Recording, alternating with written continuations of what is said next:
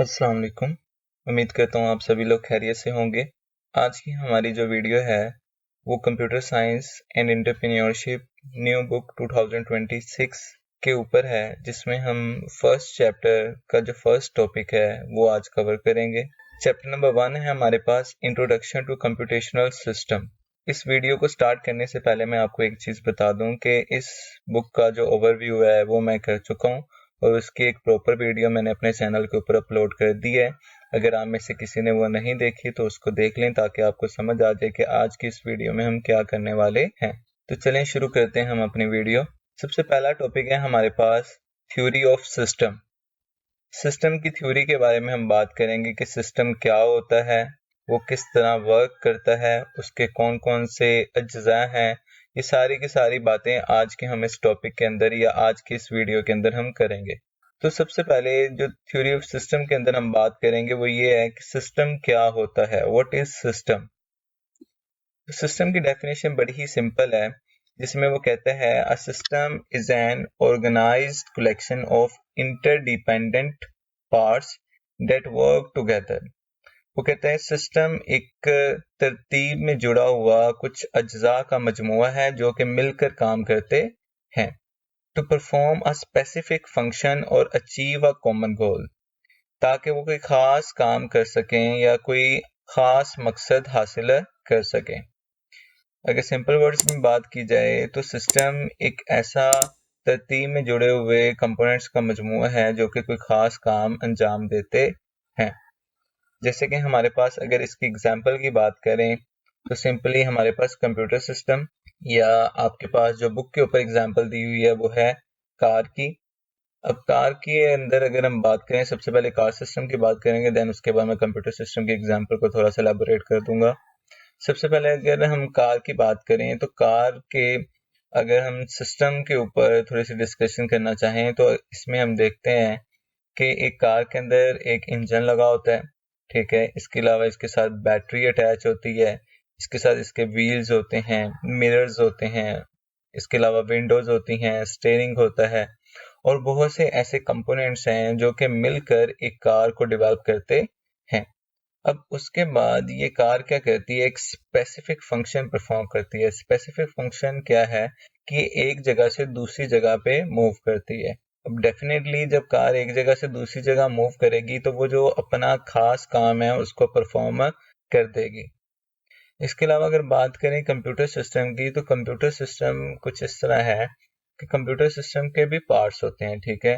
हमने computer system की definition में भी पढ़ा है collection of some hardware parts is called computer system, यानी कि कुछ हमारे पास हार्डवेयर पार्ट्स होते हैं जो मिलकर कंप्यूटर सिस्टम बनाते हैं, जैसे कि कीबोर्ड, माउस, प्रिंटर है, स्कैनर है, मॉनिटर है और इसके अलावा बहुत से कंपोनेंट्स हैं जो मिलकर एक कंप्यूटर सिस्टम को बनाते हैं। और डेफिनेटली कंप्यूटर अपना स्पेसिफिक फंक्शन परफॉर्म करता है। और कंप्यूटर का स्पेसिफिक फंक्शन हमारे पास क्या है कि वो यूजर से इनपुट लेता है, उसको प्रोसेस करता है और देन फिर क्या प्रोवाइड करता है, आउटपुट प्रोवाइड करता है। उम्मीद करता हूँ कि आपको सिस्टम की डेफिनेशन समझ आ गई होगी और उसकी एग्जांपल की भी समझ आ गई होगी। अब थ्योरी ऑफ सिस्टम में एक और छोटा सा टॉपिक है जिसके ऊपर हम डिस्कशन करेंगे जी, वो सिस्टम है हमारे पास इंफॉर्मेशन सिस्टम। इंफॉर्मेशन सिस्टम क्या होता है इसके बारे में हम डिस्कशन करेंगे। सिंपल सी डेफिनेशन है इसकी भी, an information system is a combination of technology and papers that collect, processes, stores and share data to help an organization make decision and operate effectively। वो कहते हैं कि इंफॉर्मेशन सिस्टम क्या है, मजमुआ है या कह लें कि एक कम्बिनेशन है टेक्नोलॉजी का और लोगों का। टेक्नोलॉजी और लोगों से क्या मुराद है, टेक्नोलॉजी हमारे पास कंप्यूटर आ गया और पीपल्स मतलब लोग आ गए जो क्या करते हैं, डाटा को कलेक्ट करते हैं, प्रोसेस करते हैं, स्टोर करते हैं and share data to help an organisation. और शेयर करते हैं ताकि एक तंजीम को, एक कंपनी को फैसला लेने में या अपने काम करने में आसानी पैदा हो सके। इसके एक सिंपल सी एग्जांपल मैं आपको देता हूँ कि एक कंपनी है जो अपना एक नया बिजनेस स्टार्ट करती है, ठीक है। वो अपने प्रोडक्ट को लॉन्च करती है। अब उस प्रोडक्ट को और ज़्यादा इम्प्रूव करने के लिए वो कुछ लोगों को हायर करती है और कहती है कि जाएं आप जाकर सर्वे करें और पता करें, लोगों से क्वेश्चनिंग करें, लोगों के फीडबैक लें कि हमारी जो प्रोडक्ट है वो उनको कैसी लगी। इसके अलावा कौन कौन सी उस प्रोडक्ट के अंदर खूबियां हैं, कौन कौन सी उसमें खामियां हैं, ये सारी की सारी चीज़ें आप एज अ फीडबैक लोगों से लेकर आएँ। अब वो लोग जाएंगे, वो लेंगे, उसके बाद वो डाटा टेक्नोलॉजी मींस कंप्यूटर के अंदर स्टोर किया जाएगा, देन उसको प्रोसेस किया जाएगा। प्रोसेसिंग में वो अरेंजमेंट हो सकती है, मैनिपुलेशन हो सकता है, वो सारा का सारा काम करने के बाद वो कंपनी को प्रोवाइड किया जाएगा। अब जो कंपनी है वो इसके ऊपर क्या करेगी, कोई ना कोई डिसीजन लेगी, ठीक है, क्या हमें ये प्रोडक्ट इम्प्रूव करनी चाहिए या नहीं करनी चाहिए, क्या ये प्रोडक्ट हमें और ज़्यादा बनानी चाहिए या नहीं बनानी चाहिए। तो इस तरह के डिसीजन मेकिंग के लिए जो इंफॉर्मेशन सिस्टम है वो बहुत ही ज़्यादा ज़रूरी है। इसके एग्जांपल में आपके पास कंप्यूटर सिस्टम ही है कि कंप्यूटर सिस्टम आज के दौर में सबसे बड़ा इंफॉर्मेशन सिस्टम है। आज के दौर में अगर देखा जाए तो computer with the help of internet एक प्रॉपर डेटाबेस मैनेजमेंट सिस्टम बन चुका हुआ है। इंटरनेट बजाते खुद एक क्या है, एक डेटाबेस सिस्टम है, एक इंफॉर्मेशन सिस्टम है जिसके अंदर लोगों का वसी तादाद में डाटा मौजूद है। नेक्स्ट टॉपिक पे चलते हैं। अब नेक्स्ट टॉपिक है हमारे पास basic concept of system. System के बेसिक कंसेप्ट क्या होते हैं। अब सिस्टम के बेसिक कंसेप्ट में बहुत सी चीज़ें हैं जो कि हम कवर करेंगे। आज की वीडियो में हम कुछ पार्ट्स को कवर करेंगे और इसी तरह कल की वीडियो में हम कुछ पार्ट्स को कवर कर लेंगे। अब बेसिक कंसेप्ट ऑफ सिस्टम में कौन कौन से पार्ट्स हैं। एक है हमारे पास ऑब्जेक्टिव, सबसे इम्पोर्टेंट कि सिस्टम का मकसद क्या होता है। उसके बाद कंपोनेंट, सिस्टम के अंदर जो अज्जा लगे होते हैं उनका क्या किरदार होता है, उनका क्या रोल होता है। इसके अलावा इन्वायरमेंट, सिस्टम किस इन्वायरमेंट में वर्क करता है या उसका इन्वायरमेंट होता क्या है। और last most important thing communication, system के जो कंपोनेंट्स हैं वो किस तरह आपस में कम्युनिकेट करके एक स्पेसिफिक टास्क को परफॉर्म करते हैं। तो आज की इस वीडियो में हम ऑब्जेक्टिव और कंपोनेंट को कवर करेंगे। इंशाल्लाह कल की वीडियो में आपको इन्वायरमेंट और कम्युनिकेशन की जो इंफॉर्मेशन है वो प्रोवाइड कर दी जाएगी। जी, तो सबसे पहले बात कर लेते हैं हम ऑब्जेक्टिव के ऊपर कि ऑब्जेक्टिव क्या होता है। तो ऑब्जेक्टिव की डेफिनेशन है every system has a purpose और goal that is wishes to fulfil. हर सिस्टम का एक खास मकसद होता है, ये एक खास पर्पस होता है जो कि उसकी ख्वाहिश होती है कि वो उसे पूरा करे। Analysing a system's operation require understanding its aim. वो कहते हैं एक सिस्टम को समझने के लिए या उस सिस्टम के काम को समझने के लिए उसका मकसद पता होना बहुत ही ज़्यादा ज़रूरी है। क्योंकि अगर आपको उस सिस्टम का मकसद नहीं पता तो आप कभी भी उसके काम के बारे में जान नहीं सकते हैं, ना ही आप उसके काम को और ज़्यादा इम्प्रूव कर सकते हैं।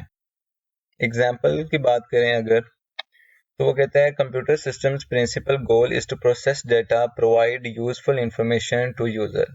वो कहते हैं कंप्यूटर सिस्टम का जो मेन एजेंडा होता है, जो मेन गोल होता है, जो मेन मकसद होता है वो यही होता है कि यूजर से डाटा ले, उसको प्रोसेस करे और उसको एक यूजफुल इंफॉर्मेशन बनाकर दे, जिसको हम कहते हैं कि कंप्यूटर एक इनपुट लेता है, उसको प्रोसेस करता है और एक मीनिंगफुल आउटपुट जनरेट करता है। नेक्स्ट टॉपिक की तरफ बढ़ते हैं। नेक्स्ट टॉपिक है हमारे पास कंपोनेंट्स। कंपोनेंट्स क्या होते हैं। तो डेफिनेशन बहुत ही ज्यादा सिंपल है, उसमें वो कहते हैं components are the building blocks of any system, each component plays a specific role and contribute to the overall functionality of the system. वो कहते हैं जी कंपोनेंट्स हमारे पास बिल्डिंग के छोटे छोटे ब्लॉक्स हैं, छोटे छोटे हिस्से हैं जो कि क्या करते हैं, हर एक छोटा सा पार्ट एक खास किरदार अदा करता है। किस लिए खास किरदार अदा करता है, ताकि वो सिस्टम की जो ओवरऑल फंक्शनैलिटी है या ओवरऑल उसका जो ऑब्जेक्टिव है, जो उसका मकसद है, उसको पूरा कर सके। जैसे कि इसके एक एग्जांपल मैं आपको देता हूँ कि अगर एक कार ने चलना है और उसमें अगर इंजन नहीं है तो वो कार कभी भी पार्ट ए से पार्ट बी तक नहीं पहुंच सकती है। इसी तरह ही अगर आपकी कार में ब्रेक नहीं है तो कभी भी आपकी कार पार्ट ए से पार्ट बी पे रुक नहीं सकती है। तो अगर आपके पास कंपोनेंट्स नहीं है सिस्टम के अंदर, तो कभी भी आपका जो सिस्टम है वो अच्छे तरीके से काम नहीं कर सकता। इसी तरह अगर कंप्यूटर सिस्टम की बात करें तो कंप्यूटर सिस्टम में अगर कीबोर्ड नहीं है, माउस नहीं है, अगर मॉनिटर नहीं है तो कभी भी सिस्टम इनपुट आउटपुट प्रोवाइडर नहीं कर सकता। इसमें एक छोटा सा क्वेश्चन है जो कि इसी टॉपिक के अंदर आपको बुक के अंदर मिल जाएगा, उसका आंसर भी मैंने यहाँ पे एलैबोरेट कर दिया है। क्वेश्चन ये है, why we have to understand the role of component. क्यों जरूरी है कि हमें कंपोनेंट का किरदार समझना चाहिए। एक छोटा सा शॉर्ट क्वेश्चन है जो कि आपको बोर्ड में पूछा जा सकता है, तो इसको जरा देख लें। Understanding the role of each component of the system is essential to understand how the entire system work. वो कहता है कि हर कंपोनेंट का किरदार समझना इसलिए ज़रूरी है ताकि आपको पूरे सिस्टम के काम की समझ आ सके, क्योंकि अगर आपने पूरे सिस्टम के किसी एक भी कंपोनेंट को छोड़ दिया तो आपको पूरे सिस्टम की कभी भी समझ नहीं आ सकती है कि वो कैसे काम करता है। फॉर एग्जांपल, अगर आपने कंप्यूटर को समझना चाहते हैं तो कंप्यूटर के इनपुट डिवाइसेस और आउटपुट डिवाइसेस और ओवरऑल जितनी भी डिवाइसेस हैं उन तमाम को समझना बहुत ज़्यादा ज़रूरी है, क्योंकि उसके बगैर कभी भी आप कंप्यूटर के ऑपरेशंस को अंडरस्टैंड नहीं कर सकते। नेक्स्ट वो कहते हैं, this helps in identifying problem, improving performance and refining system design. वो कहते हैं इसके साथ ही ये आपको इस चीज़ में भी हेल्प करता है कि आप कंप्यूटर के अंदर जो प्रॉब्लम है, जो मसाइल हैं, उनको हल कर सकते हैं। डेफिनेटली जब प्रॉब्लम को आप सॉल्व करेंगे तो उसकी जो परफॉर्मेंस है वो क्या हो जाएगी, इम्प्रूव हो जाएगी। तो आप इम्प्रूविंग परफॉर्मेंस पे आ सकते हैं। ये इसके अलावा रिफाइनिंग सिस्टम डिज़ाइन, या आप सिस्टम के जो डिज़ाइन को है वो और ज़्यादा बेहतर बना सकते हैं। लेकिन ये कब पॉसिबल है, जब आपको सिस्टम के हर एक हिस्से का काम पता होगा। अगर आपको सिस्टम के हर एक हिस्से का काम नहीं पता तो आप कभी भी उसको बेहतर वे में डिज़ाइन नहीं कर सकते। कभी भी उस कंपोनेंट के अंदर अगर कोई मसाइल आ जाते हैं तो उसको हल नहीं कर सकते, उसको डेफिनेटली फिर आप इम्प्रूव भी नहीं कर सकते।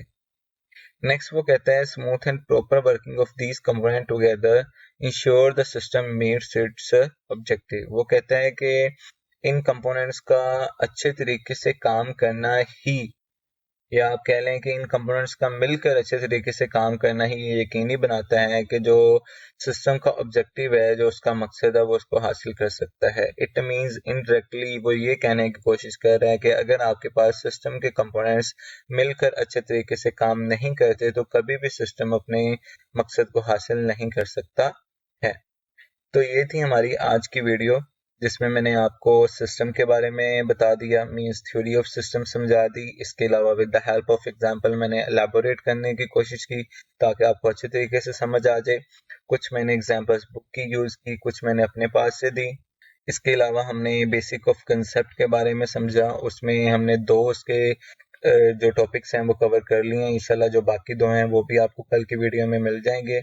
इसके अलावा जो कोई और एक्स्ट्रा क्वेश्चंस बनते थे आपके टॉपिक के अंदर जो आपकी बुक के ऊपर लिखे हुए थे, उनको भी मैंने एलैबोरेट कर दिया है। उम्मीद करता हूँ आपको मेरी वीडियो अच्छी लगी होगी। अगर आपको वीडियो अच्छी लगी है तो इसको लाइक करें, शेयर करें और हमारे चैनल को सब्सक्राइब करें। और इसी तरह ही पूरे जो बुक की वीडियो लेक्चर हैं उनको हासिल करने के लिए हमारे चैनल को सब्सक्राइब के साथ बेल आइकन भी प्रेस कर लें ताकि हमारे आने वाली जितनी भी वीडियोज़ हैं वो आपको टाइम टू टाइम मिलती रहें। फ़ी अमानिल्लाह।